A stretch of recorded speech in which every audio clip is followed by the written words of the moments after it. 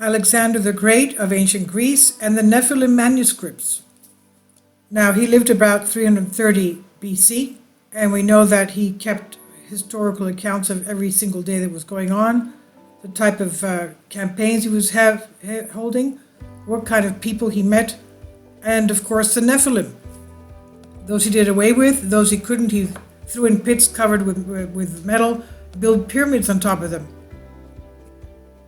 So, Alexander the Great and the Nephilim manuscripts, continuing the series of articles on the evidence of the existence of the ancient gods in the world, the Nephilims, or giants otherwise, the writer says here, are referred to the subject that is little known, and that is the unknown campaign of Alexander the Great in the Taklamakan desert of Mongolia, China area, to defeat beings who could threaten the entire world, as they had done many years before, since when they were born around 40,000 BC.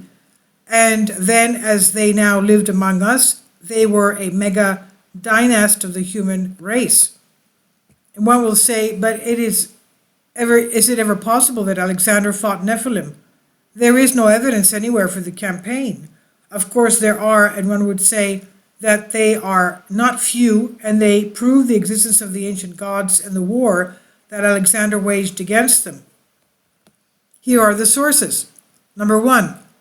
The first source is found in the text by St. John Chrysostom, entitled Orasis tu Daniel, the Daniel the prophet, the vision of the prophet Daniel, Visio Danielis in Latin. And that has been saved to us and mentioned how Alexander met the dog-faced people, cynocephalus, and not only them, but after invoking God, Alexander believed in one God, and we'll see in the text, sealed them inside bronze gates, and he entered as far as the earth, and there he found an unfathomable nation, every insect, snake, cat, mouse, and every creeping thing. And he did not bury the dead, but rather the bodies and rumps of women and some kind of beasts of these in the fields, lest they spread out in the earth and consume it from the oneness of the Lord's blessing at length. And he brought them together, men, women, and children, and they said simply to all their interferences, and he brought them out of the earth and pursued them until they entered into the northern parts of this.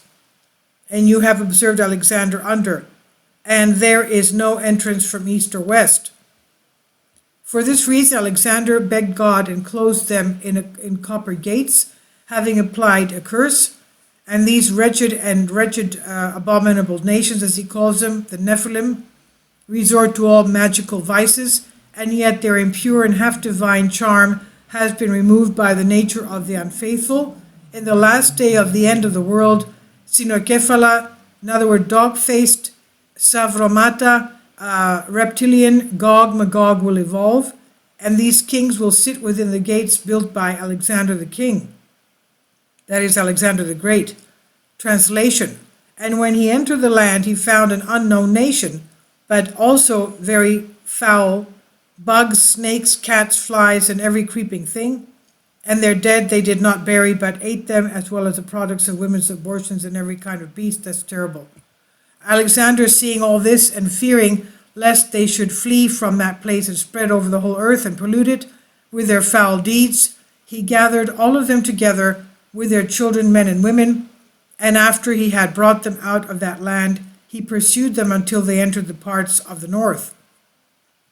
And there was no other entrance, either from the east or the west. Immediately Alexander prayed to God and closed them in bronze gates, which he clothed with incomparable glass, energy field that is. Although after these foul races, they tried all the magical ways they knew through their evil arts, and their meager and half-divine power was purged by the property of this glass, this energy field. In the final days towards the end of the world, the dog-headed, the savromates, that is the reptilians, the Gog Magog, will come out, and they are together with others the 72 kings of the Nephilim, that is the 72 whom King Alexander closed in these gates. And number 2, two folk traditions. follow concerning Alexander's campaign, and at the same time the existence of the Nephilim. God sent Alexander the Great to punish the wicked. When Alexander defeated King Porus, he captured him and imprisoned him in the dark hollows of a hill range which enclosed the dog heads. From there, King Porus can only come out in the following weather. On top of these hills, Alexander the Great built a furka, a fork, to put a bell on it that rings by itself with the blowing of the wind. The dog-headed people, when they hear the bell, know that Alexander is there, guarding them. They will come out in the next time and begin the work that God intended for them. Dog-heads have one eye in the forehead and one in the back of the neck. They are violent and extremely evil. Their speech is bad. They catch people and after fattening them, bake them in. Oh, that's terrible. The second one, wind moves ships on the seas and clears the atmosphere of evil.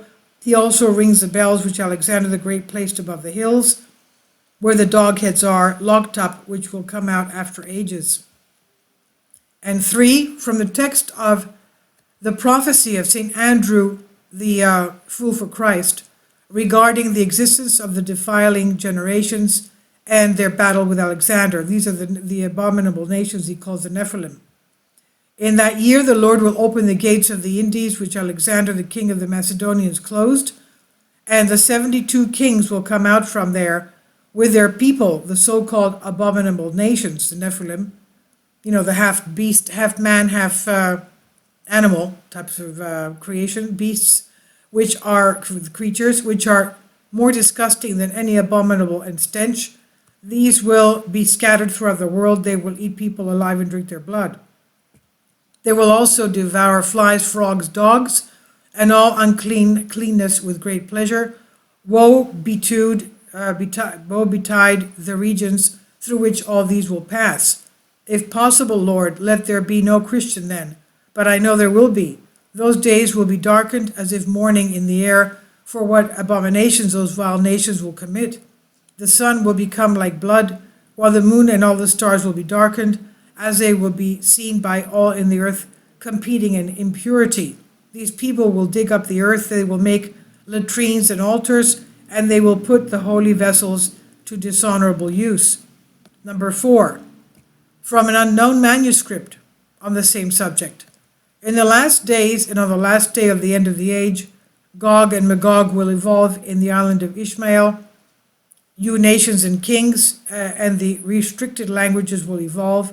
Anoi, Anik, Ashenaz, Difar, Fortinai, Lesvi, Uni, Pharisees, Declimeans, Sarmatians, Phlebians, Sarmatians, Hanonians, Asarmaste, Garmaidai, Kenokephalis, the dog-faced, Tharbians, Alans, Physolonicians, Arenaeans, Asarteans, and Magophite kings were stationed within the Caspian gates.